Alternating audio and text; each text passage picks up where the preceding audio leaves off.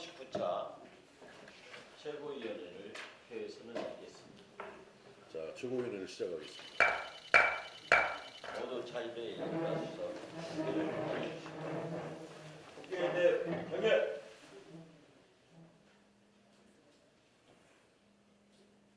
바로 착수해 주십시오. 먼저 수석 최고위원이신 유승민 의원님으로부터 모두관을 쓰겠습니다. 예, 그 하늘에는 영광, 땅에는 평화, 크리스마스 잘 보내셨습니까? 예, 오늘은 우리 그 정동영 대표님 또 장병환 원내대표님께서 그 개성의 남북철도 기공식 행사에 참석하는 관계로 제가 회의를 주재하게 됐습니다. 그 두 분 포함해서 또 우리 당에서 참여하시는 분들 잘 다녀오시기를 또 보람된 여정이 되시기를 기원해 드리면서 회의를 시작하겠습니다. 올해 성탄절은 내년과 달리 너무나 싸늘을 했습니다. 정부의 무리한 시행령 개정으로 거리에 흘러나오던 캐롤도 없어졌고 구세군의 자선 낭비도 예년의 70%만 찼다고 합니다. 모두가 다 어렵다고 합니다. 희망보다는 근심, 걱정이 더 많습니다. 우리 당원 여러분들과 또 국민 여러분들께서 연말연시를 잘 보내시고 잘 준비를 해서 어렵지만 기대와 희망을 가져볼 수 있는 새해를 맞을 수 있기를 간절히 소망합니다. 집권 3년차를 맞이하는 문재인 대통령과 여당에게 간곡하게 요청하고 당부합니다. 21대 총선을 한 해 앞둔 내년은 사실상 현 정권이 제대로 일할 수 있는 마지막 해입니다. 초심으로 돌아가 정권 탄생의 기초였던 촛불 시민혁명의 염원과 자신들의 약속을 겸허하게 되돌아보고 그 이행을 다짐해야 합니다. 남북 문제를 정부 여당이 독점하겠다는 생각을 버리고 야당들을 최대한 설득하고 협조를 구하여 함께 한반도 비핵화와 평화체제를 확고히 해야 합니다. 선거제도 개혁 및 개헌을 비롯한 정치개혁, 또 사회개혁 입법은 국민들의 염원이기도 하지만 자신들의 약속이기도 합니다. 진정성을 갖고 야당의 협조와 동참을 이끌어내는데 최선을 다해 주어야 합니다. 특히 이명박 박근혜 정부 때부터 어려워진 우리 경제가 문재인 정부 들어 더욱 어려워지고 있습니다. 더 이상 자신들만 옳다 고집 피우지 말고 겸허하게 되돌아봐야 할 때입니다. 국민들 듣기에 솔깃하고 달콤한 이야기만 하려 하지 말고 정부부터 허리띠를 졸라매고 솔선수범하면서 각 경제 주체들에게 고통 분담을 호소할 용기를 발휘해야 합니다. 경제난의 원인을 찾아 아무리 아프더라도 과감하게 그 원인을 도려내는 수술을 해야 합니다. 그러면서 각 부문들을 세계 최고 수준으로 혁신하여 미래로 나아가야 합니다. 문재인 대통령 지지율이 당선 당시의 득표율인 40%대로 내려왔습니다. 정부 여당이 초심으로 돌아가야만 하는 하나의 이유이기도 합니다. 감동적이었던 그 취임사를 다시 한번 읽어보면서 함께 새로운 대한민국을 건설해 나가는데 매진해 주기를 간곡히 호소합니다. 또한 진정성을 가지고 가는 새로운 대한민국으로 가는 그 길에 우리 야당들도 치열하게 경쟁하면서도 적극 협력해야 한다고 생각하고 우리 민주평화당은 협력할 것입니다. 유치원 3법과 산업안전보건법을 통과시키기가 쉽지 않아 보입니다. 결국 또다시 빈손부패가 될 우려가 커지고 있습니다. 비리 유치원뿐만 아니라 비리 사학의 재산을 환수하는 내용의 사립학교법 개정안 역시 한국당 의원들의 반대로 법사위에 오래 계류 중입니다.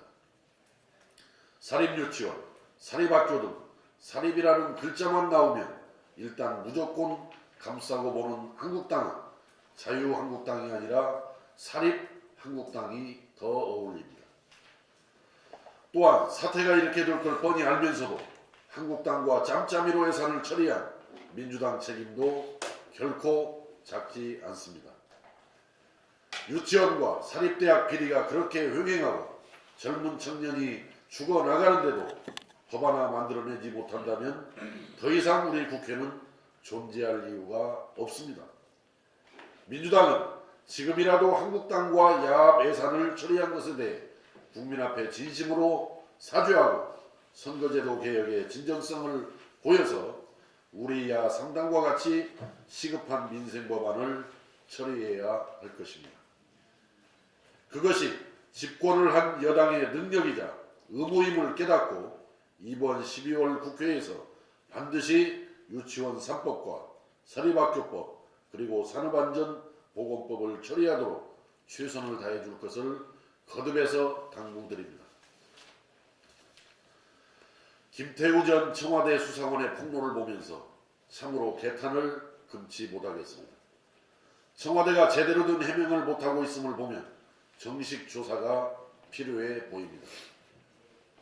또한 한겨레가 제기한 김성태 의원 자녀 특혜 취업 문제도 왜 갑자기 문준영 이야기가 나오니 사그러드는지 이해하기 어렵습니다. 우리 평화당은 김태우 수사관의 폭로뿐만 아니라 김성태 의원 자녀 관련해서도 철저한 조사가 필요하다고 생각합니다. 만약 한국당이 문준용 씨를 발목 잡는다면 차라리 이번 기회에 깔끔하게 모두 국정조사를 해서 국민 앞에 결백함을 증명해야 할 것입니다.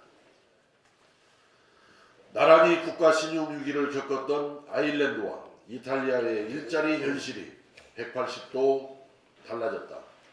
긴축 재정을 감내한 아일랜드가 일자리 확대라는 기적을 만든 반면에 복지 지출 확대에 집중한 이탈리아의 청년 실업률은 여전히 높다라고 오늘 매일경제에서 보도를 했습니다.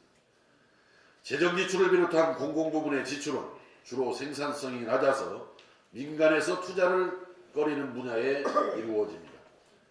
따라서 공공부문의 지출이 증가하면 국가경제의 평균 생산성은 낮아지고 그러면 한계 생산성은 마이너스가 되어서 경제성장률이 떨어지고 경기 부진에 빠지게 됩니다. 경기가 부진하면 기업은 투자와 고용을 회피할 수밖에 없고 일자리는 사라져 실업률은 높아질 수밖에 없는 것이 엄연한 경제 원리입니다. 재정지출의 확대는 경제가 악순환에 빠지려 할 때 일시적으로 써야 하는 치료제이지 상시적으로 먹어도 좋은 영양제가 결코 아닙니다. 현재 정부 여당의 무분별한 재정 확대 정책에 대해서 다시 한번 분명한 경고를 합니다. 이상입니다. 이어서 최경환 의원님의 발언이겠습니다.